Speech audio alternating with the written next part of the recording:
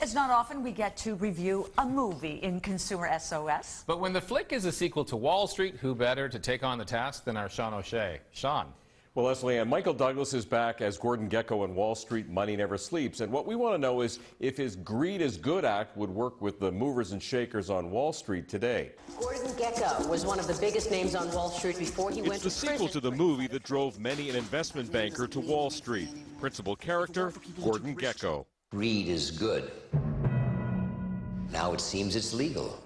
23 years after the first Wall Street, Gekko is now out of prison, having served time for his financial crimes.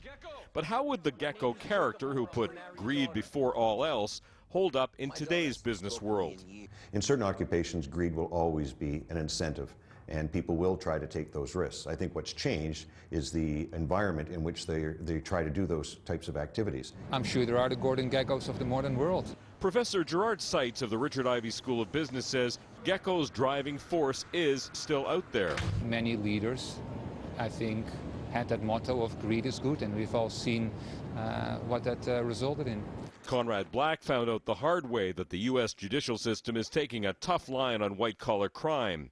Edmonton-born Bernie Ebbers is serving a 25-year sentence for fraud, helping lose $100 billion of investors' money at WorldCom.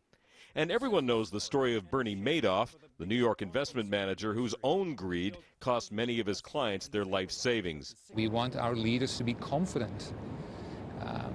But there is a point where that confidence turns into overconfidence, it turns into arrogance. Why don't you start calling me Gordon? Business schools today teach the opposite of the lessons Gekko gave in Wall Street. There's much more of a team approach to all types of businesses. It isn't about one person anymore. You have the leaders that are like Gordon Gekko, and I think you have the leaders that are extremely inclusive and do all the right things. The Gekko greed creed of the late 80s also left its mark on consumers. The original movie coincided with free trade, shutting of factories, and explosion of manufacturing in places like China, where companies could turn a higher profit. Consumers have seen some of the downsides too: product recalls, often poorer customer service, and recently a resurgence in buying locally, even if that means sometimes you have to pay more for a given product. Well, both these